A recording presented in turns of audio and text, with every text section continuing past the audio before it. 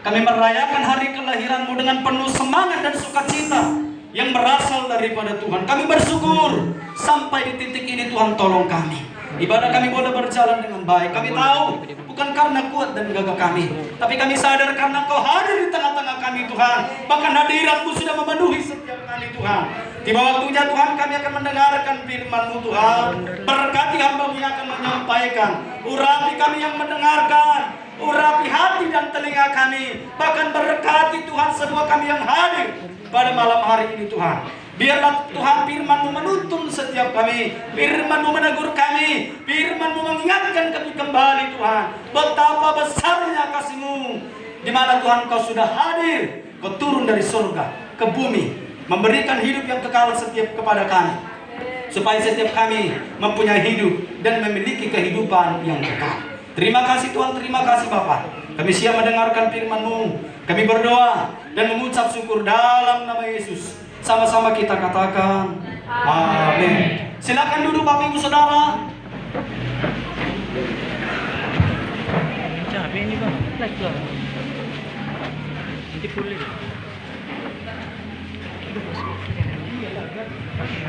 Selamat Hari Natal. Sekali lagi, selamat Hari Natal. Coba dulu salam kiri kanan, mengucapkan selamat Hari Natal.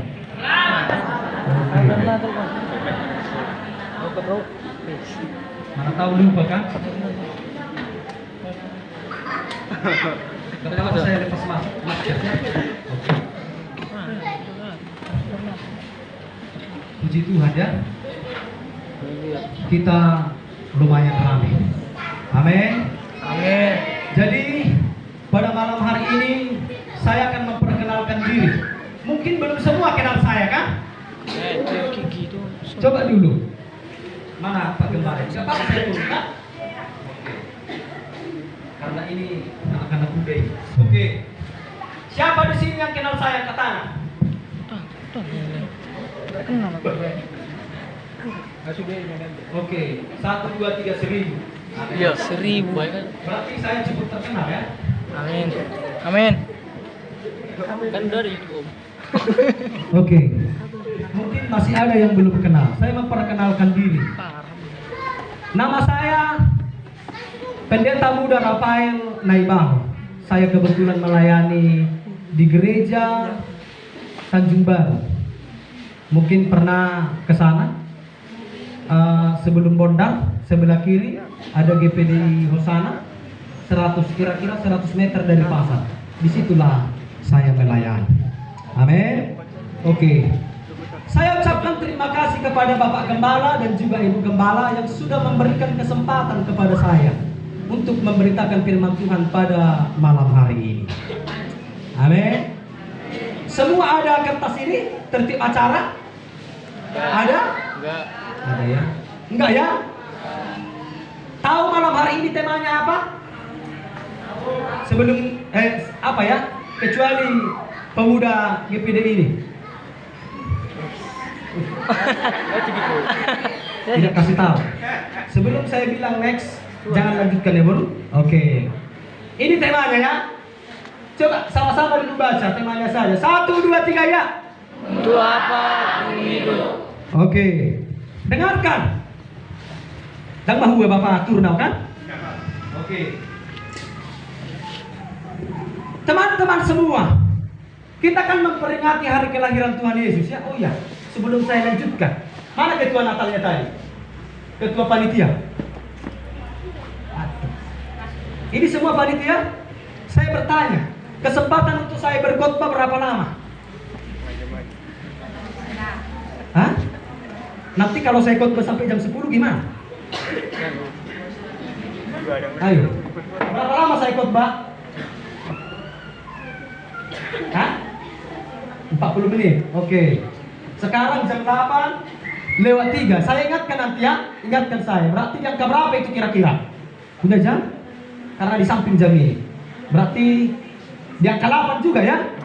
Pas yang 40 ya? Oke. Karena saya pernah khotbah di satu Natal juga. Bukan di sini waktu saya praktik di Medan ya. Jadi karena banyak acara ini kan, Pak Pendeta, khotbah jangan lama-lama ya. 10 menit cukup.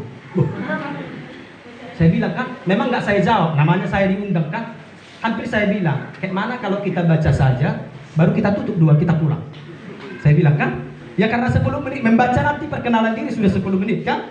Tapi puji Tuhan, di sini dikasih waktu 40 menit ya. Oke. Hari ini kita akan merayakan di mana kelahiran Tuhan Yesus. Alkitab berkata dia yang turun dari sorga memberikan kehidupannya.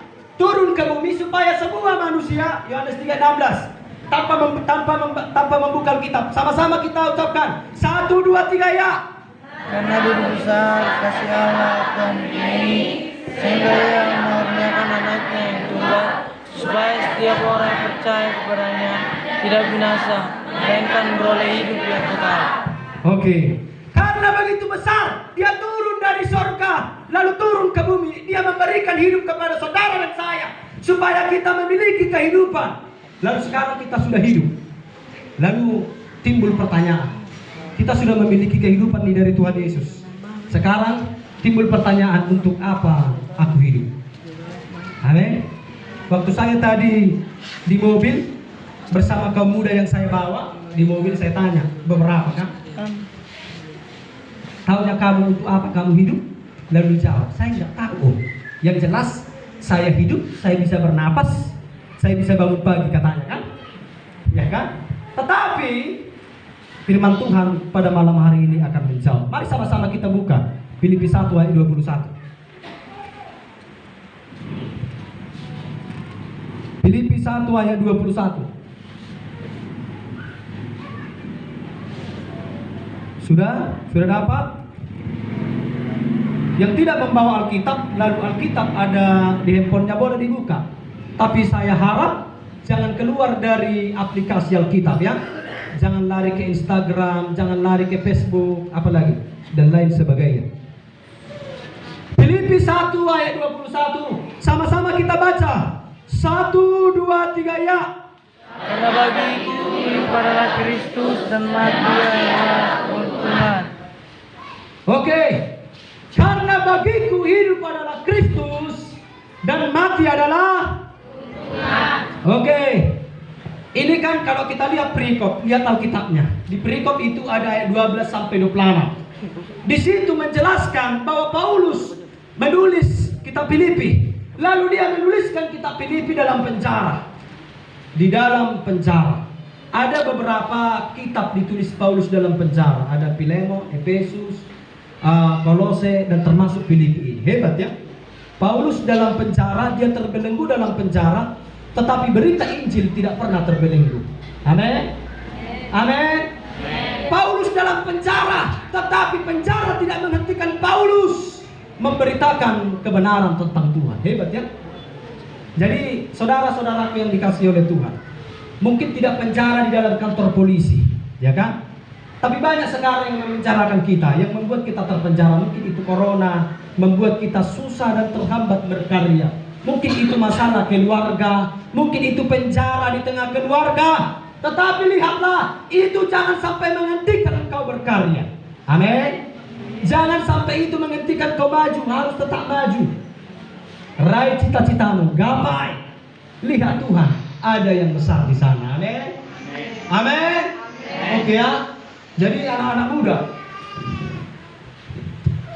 saudara-saudaraku yang dikasihi Tuhan, sepanjang saya terjun dalam gereja, melayani di dalam gereja, kalau saya melihat beberapa gereja saya teliti ya, saya pelajari, kalau tidak ada pemuda di dalamnya, gereja itu akan hampa dan dingin. Saya ulangi, kalau di gereja itu tidak ada pemudanya, gereja itu akan dingin dan hampa. Puji Tuhan, ini pemuda jemaat apa namanya ini? Gereja apa? Alpha Omega ini pemudanya hebat-hebat. Tapi kalian harus sadar, kalian adalah generasi yang akan datang. Amin. Kalian adalah anak muda tiang dari gereja. Amin. Makanya jangan sia-siakan masa mudamu. Bung Karno pernah berkata, berikan kepadaku berapa pemuda katanya? 10 pemuda, maka aku akan menggoncang dunia yang begitu besar. Jadi menggoncang gereja ini tidak perlu 10 pemuda. Tapi saya lihat, kalian pemuda di gereja ini sudah lebih dari 10. Berarti bukan hanya menggoncang lagi, betul? membalikkan gereja ini sudah bisa kalian. Amin. 10 pemuda bisa menggoncang dunia. Kalian sudah lebih dari 10, membalikkan gereja ini sudah bisa. Iya kan? Jadi kalian harus tahu kenapa Bung Karno berkata, karena apa? 10 pemuda aja cukup kalau mereka menyadari potensinya. Jadi kalian anak-anak muda itu harus sadari potensi kalian. Kalian bisa memajukan gereja ini. Ya kan? Kalau kami yang sudah tua-tua ini, pikiran kami sudah terbatas, kekuatan kami sudah terbatas, semua sudah terbatas. Jadi kalian sekarang generasi yang akan datang. Amin. Jadi kalau disuruh Pak Gembala, apalagi pemuda saya, ada di sini kan? Sekaligus ini sama untuk kalian ya. Jadi kalau disuruh-suruh jangan melawan-melawan, kan? Harus siap Om, harus begitu kan? Karena kalian generasi yang akan datang, yang akan menggoncang Morini ini. Amin. Amin. Amin. Menggoncang Morini dah. Ya kan? Harus bisa kalian goncang. Oke. Termasuk gereja kami. Sudah berapa tahun tidak pernah Natal kaum muda. Mereka ada di sini. Sudah berapa tahun? Tapi puji Tuhan, tahun ini kami akan merayakan Natal pemuda. Enggak nanya ya, saya hanya ngasih tahu. Ya kan? Mereka akan merayakan Natal tanggal 25.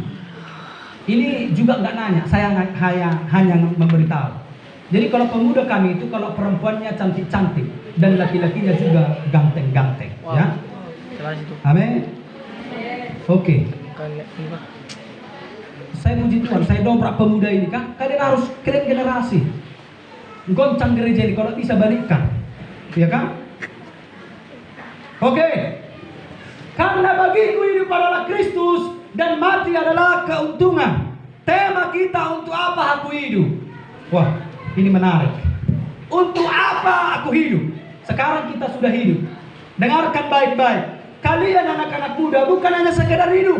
Bangun pagi, sarapan, pergi ke sekolah, bukan. Ada jauh yang lebih penting harus kalian sadari dan kalian lakukan. Untuk apa kalian hidup? Yang pertama, khotbah saya itu, lanjutkan. Oke.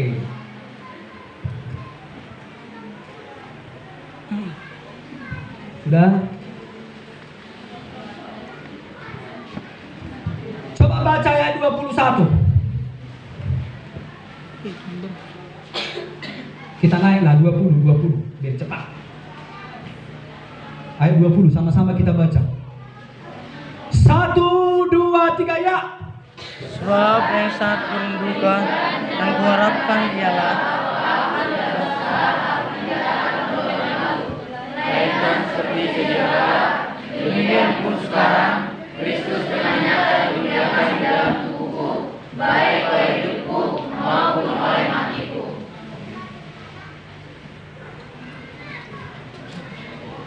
Lanjut.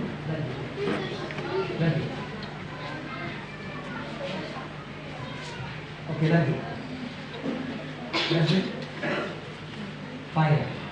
Oke. Ayat 20 ya. Perhatikan ya.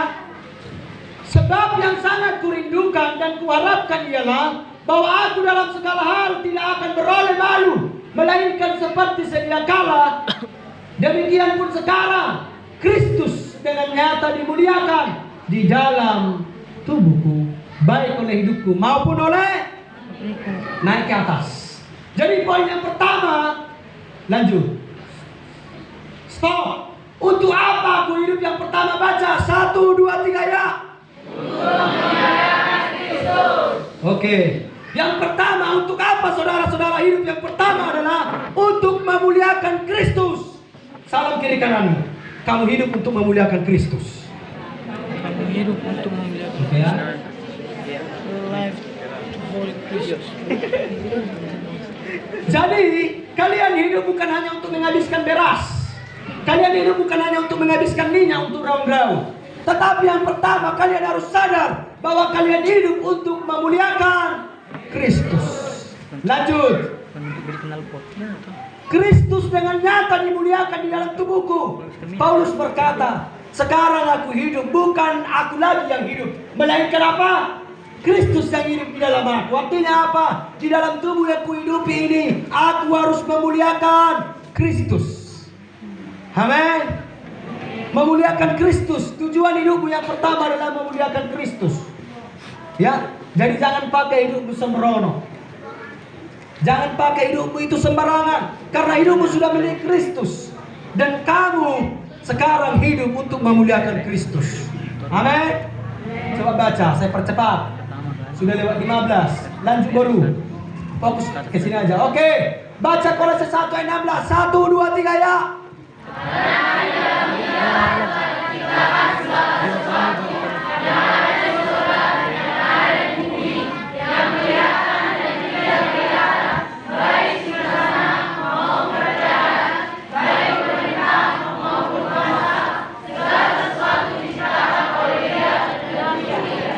Oke. Segala sesuatu diciptakan dari Dia untuk segala sesuatu itu termasuk saudara dan saya. Diciptakan dan dijadikan dari Dia dan untuk Dia. Amin. Kita semua berasal dari Dia dan juga akan kembali kepada Dia. Amin. Jangan lakukan segala sesuatu kalau tidak bermanfaat. Lakukanlah semuanya hanya untuk kemuliaan Tuhan. Karena kamu diciptakan dari Tuhan dan juga untuk Tuhan. Amin. Amin. Persembahkan tubuhmu itu yang kudus, persembahkan tubuhmu itu yang suci, ya kan? Mungkin ada di sini anak-anak muda yang merokok, ya kan? Kalau mau ke gereja, hentikan dulu. Jangan ada pemuda kami begitu, kan sudah mau masuk ibadah ini, mau melayani lagi, dihisapkan dulu satu bakal. Aduh, nggak kudus lagi kan? Betul? Tidak suci lagi. Jadi dari rumah persiapkan dengan baik, karena kamu dijadikan hanya untuk memuliakan Tuhan. Amin. Amin. Oke. Yang pertama tadi, poin yang pertama catat ya. Nanti selesai saya khotbah saya tanya ya. Yang pertama, untuk apa kita hidup? Poin yang pertama apa? Memuliakan Kristus. Oke, memuliakan Kristus. Yang kedua, lanjut. Oke. Yang kedua sama-sama kita baca. 1 2 3 ya. Oke. Lanjut. Lanjut dulu. Mari sama-sama ayat 22 kita baca. Dalam Alkitab pun boleh kamu baca, di depan pun bisa. Sama-sama 1 2 3 ya. Tapi jika aku harus hidup di dunia ini, itu berarti bagiku bekerja memberi buah. Jadi Stop. Tetapi jika aku harus hidup, ini. Jadi kalau saudara-saudara hidup bukan hanya untuk sekedar hidup ya. Oke. Tetapi jika aku harus hidup di dunia ini, itu berarti bagiku bekerja. Apa katanya? Memberi buah. Salam kiri kananmu, kamu hidup memberikan buah. kamu hidup memberi buah. Kamu hidup memberi buah. Bukan buah sawit. Buah sawit kayak sama. Amin. Sekarang anak muda saya tanya, kalau ingin mengetahui satu pohon, kita melihat apanya? Yes, buahnya ya. Kalau dia menghasilkan buah mangga, tentu dia pohon mangga. Siapa di sini pernah menemukan pohon mangga menghasilkan buah manggis? Angkat tangan. Lain cerita yang diikat ya. Kalau natural tidak mungkin. Betul? Jadi jemaat GPD Alpha Omega ini, dari mana mereka tahu jemaat Alpha Omega harus dari mana? Dari Buahnya. dari buahnya. Jangan kayak gitu dia melompat-lompat memuji Tuhan. Begitu juga di luar berbedai kan? Jangan begitu ya. Kita sudah terlalu sering kita diejek Pentakosta begitu. Songoni jago na berede, songoni jago na berbedai. Jangan begitu ya. Oke ya. Jadi harus nampak buahnya. Walaupun denominasi gereja di luar GPD, semua harus terlihat. Harus nampak kita Kristen. Jangan kalau sekolah aku bukan dengan misalnya agama Islam. Jangan begitu. Harus terlihat kita anak-anak Kristus. Amin. Amin. Biarkan orang itu lebih jahat daripada kita. Memang harusnya begitu. Nang lebih gaduh jahatan. Gaduh yang saya perjual mengajak persiaran itu pudi. Kan? Ada yang begitu di sini angkat tangan. Tidak mungkin ada mengaku kan? Ya. Jadi saudara-saudaraku, kalian hidup untuk memberikan buah. Amin. Buah perkataanmu harus memberkati. Buah tingkah lakumu, perilakumu harus memberkati. Jangan bertindak sembrono ya. Sekarang pertanyaannya, buah apa ini? Lanjutkan. Sama-sama kita baca Galatia 5:20 sampai 23. 1, 2, 3 ya. Tapi rohani adalah kasih, sukacita, damai sejahtera, kesabaran, kemurahan, kebaikan, kesetiaan, kelemah lembutan, penguasaan diri. Saya tanya anak muda, ada berapa buah roh? 9. Anu mengibacamu atau memang karena sudah tahu? Mantap, hebat kalian ini. Lebih jago dari jemaat kami. Kau bawa kau minggu kan? Kalian masih anak muda. Ada 9 buah roh ya. Jadi ini bukan hanya kalian tahu, harus dihidupi. Memiliki kasih, sukacita, unang-unang becuk bohi. Amin. Unang herana genjau kan? Herana sakau ina bahasa Arab. Bahasa Melayu kan? Jadi damai sejahtera. Di situ kamu hadir harus ada damai sejahtera. Jangan di situ kamu hadir gak biarong perbedaan kan? Itu repot. Lebih baik menjauh. Lalu kemurahan, kebaikan, kesetiaan. Bukan hanya mengikut Tuhan saja diperlukan kesetiaan. Betul? Pacaran juga dibutuhkan apa? Pacaran atau sikat doang kan? Oke ya. Dibutuhkan kesetiaan. Bukan hanya juga pacaran. Dalam segala sesuatu dibutuhkan kesetiaan. Dalam rumah tangga juga dibutuhkan kesetiaan ya. Dalam bersahabat dibutuhkan juga kesetiaan. Lalu kelemah lembutan. Siapa di sini yang merasa dirinya lemah lembut, angkat tangan?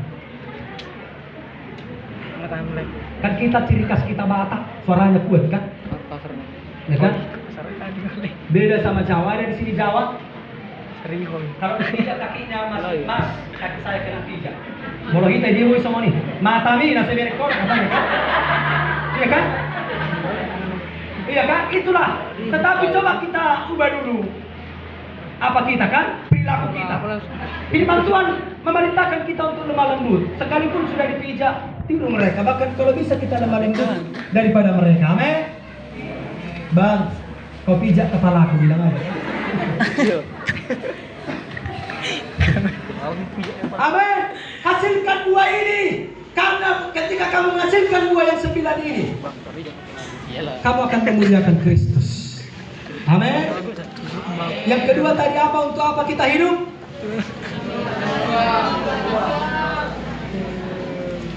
Itu buah yang ke-9 ini ya. Jadi kita diperintahkan, diberikan hidup untuk menghasilkan buah ini ya. Jadi jangan macam-macam, lakukan yang ke-9 ini. Jangan timpang. Pak Pendeta, bolehkah aku melakukan atau memiliki hanya 5 saja? Belum imbang, harus semuanya. Masih ada yang timpang. Kamu memiliki kesabaran, tapi kalau kamu tidak setia sama saja. Ya kan? Sabar kamu menghadapi pasanganmu, tapi kalau kamu tidak memiliki setia, sama saja. Harus semua, baru komplit. Katanya, lanjut. Terakhir. Asal selesai. Yang ketiga, untuk apa aku hidup sama-sama? Terpenggal kan? Oke. Untuk menjadi serupa dengan Oke. Salam kiri kananmu. Kamu hidup untuk menjadi serupa dengan Kristus. Katakan. Kamu hidup menjadi serupa dengan Kristus. Oke. Amin. Jadi Tuhan memberikan kita hidup supaya kita menjadi serupa dengan Kristus. Dengarkan anak muda. Kita mengikut Tuhan bukan kita untuk menjadi kaya ya. Kita mengikut Tuhan bukan supaya tercapai cita-cita kita, bukan. Kita mengikut Tuhan hanya satu tujuannya, supaya kita menjadi serupa dengan Kristus. Lanjut, kita baca dulu ini, terakhir ini ya. Karena nggak sabar lagi kan. Apa ya kira-kira yang mau ditampilkan jemaat GPDI Alpha Omega kan? Oke, sama-sama kita baca 1, 2, 3 ya. Hendaklah kamu dalam hidupmu bersama menaruh pikiran dan Hendaklah kamu dalam hidupmu bersama menaruh pikiran dan perasaan yang terdapat juga dalam Kristus. Firman Tuhan ini memerintahkan, hendaklah pikiranmu dan perasaanmu itu selaras sama dengan Kristus. Amin. Saya yakin ya, ini pemuda-pemuda GPD Alpha Omega ini mungkin mereka sudah menaruh pikiran mereka dan perasaan mereka itu bersama Kristus. Makanya acara ini boleh berjalan dengan baik, kan? Jangankan ada berapa kalian anak muda? Pemuda ini 30 kurang lebih. Jangankan 35 saja, baru sibuan rohana berubah, ya kan? Satu mau A, lagi dua mau B, ya kan? Baru tiga mau C, ambil jalan masing-masing, maka Natal itu tidak akan terjadi. Amin. Tetapi mereka kurang lebih 30 bisa satu jalan. Puji Tuhan, amin. Amin. Kalian juga harus begitu ya. Gereja lain ya, harus meletakkan pikiran dan hati bersama Kristus supaya kalian bisa satu, berjalan dengan baik. Amin. Unang sibuan lomona kan? Tidak. Karena itu saya katakan kepada jemaat kami. Karena Natal lah yang paling banyak pertengkaran. Ya kan? Kenapa banyak pertengkaran? Karena di Natal kita banyak acara dan banyak yang mau ditentukan. Misalnya masalah baju. Aku mau warna hijau. Saya nggak tahu ini berapa orang yang setuju hijau kan? Pemuda kami ada yang mau ungu, ada yang mau pink, ada yang mau biru, kan? Mereka kurang lebih 20 macam lah baju yang mereka usulkan. Saya pun bingung. Nah, pikir orang warna kan? Kok sebanyak itu? Ya kan? Sekarang 20 warna. Mana yang harus diwujudkan? Makanya saya bilang banyak di Natal lah banyak pertengkaran. Baik itu kaum bapak, kaum ibu, kaum ina, semua pemuda. Ya kan? Jadi semua kita harus satu hati. Jangan bertengkar karena warna baju. Ya kan? Jangan bertengkar juga karena warna celana. Ya kan? Jangan juga bertengkar karena warna gaba-gaba. Harus semua kita satu hati. Amin. Amin. Amin. Amin. Ya kan? Harus satu hati. Letakkan hati dan pikiranmu di dalam Kristus supaya kalian bisa berjalan maju. Amin. Amin. Amin. Coba salam kiri kananmu. Katakan dulu, letakkan hati dan perasaanmu kepada Kristus.